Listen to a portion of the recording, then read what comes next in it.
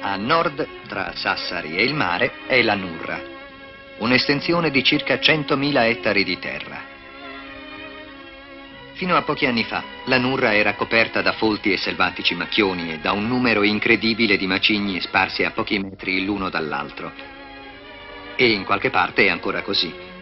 Una specie di fascia protettiva che gli abitanti delle città costiere, rifugiandosi a Sassari, avevano lasciato tra sé e il mare infestato dai pirati barbareschi.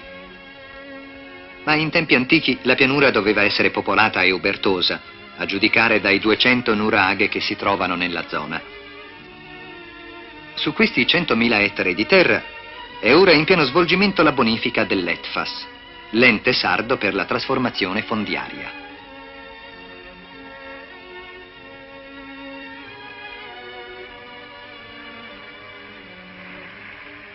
Potenti bulldozer spianano la terra e spostano gli enormi macigni. Poi i macigni vengono frantumati a colpi di mazza. La fatica dell'uomo, minuziosa, paziente, completa il lavoro delle macchine.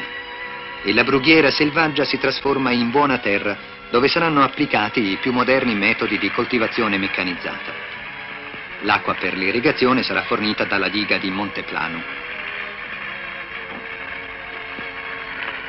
Inoltre viene lasciato molto spazio all'iniziativa privata, che gode di tutte le provvidenze di legge previste dalla Regione per i miglioramenti agrari. Miglioramenti che sono stati attuati anche in questo caso non soltanto con le macchine, ma con la dura fatica dell'uomo che continua ancora e che ha reso possibile la realizzazione di molte aziende modello. Alcune di queste sono all'avanguardia soprattutto nel settore dell'allevamento del bestiame, come per esempio Donna Ricca Manna. Su 300 ettari di terra, di cui 160 già produttivi, vengono allevate 300 pecore e 318 capi vaccini. I capi vaccini sono allevati in parte a stalla secondo il sistema classico e in parte secondo il sistema semibrado americano, che qui si sta sperimentando con ottimi risultati. Uno dei maggiori vantaggi consiste nel fatto che un solo uomo può accudire a 160 capi vaccini. I silos vengono riempiti automaticamente di foraggio, 405 metri cubi per ogni silos, e automaticamente, per mezzo di un nastro a spirale, il foraggio già triturato viene portato fino alle mangiatoie. Basta premere un bottone. C'è una bella differenza tra questo metodo di foraggiare le bestie e quello del mio contadino villacidrese. Vacche e vitelli pare siano entusiasti della meccanizzazione. Si sentono più liberi, godono di buona salute e per conseguenza la produzione se ne avvantaggia. Qui a Donna Ricca Manna oscilla tra i 700 e i 1000 litri di latte al giorno.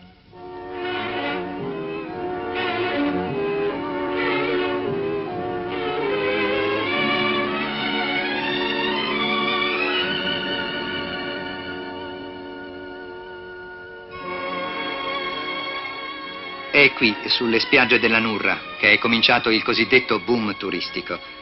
Queste spiagge continuano ad attirare i forestieri come in antico. Questa volta non si tratta di conquistatori o di pirati, ma di semplici innocenti turisti innamorati del fascino selvaggio di questo mare, dell'azzurro intenso di questi cieli quasi africani, del silenzio, il silenzio preistorico che promana dalle nostre pianure, dalle nostre montagne.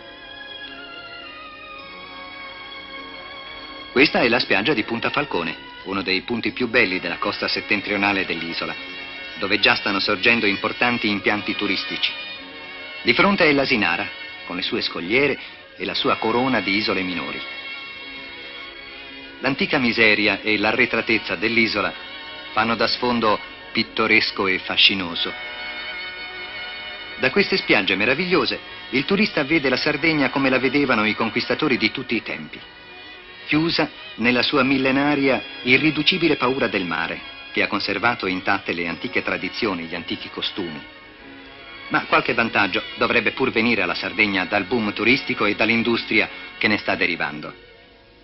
Qualche vantaggio dovrebbe venire. Eh sì, verrà, a patto che i sardi non siano di nuovo costretti a disertare le spiagge, a fuggire dal mare e a rifugiarsi nell'interno come sempre hanno fatto, formando come sempre un'isola nell'isola. Qualche vantaggio avverrà se i sardi, conciliando i differenti interessi, sapranno amministrare saggiamente questa inesauribile fonte di vita, questo patrimonio inalienabile che nessuno può essere così ricco da comprare e nessuno così povero da vendere.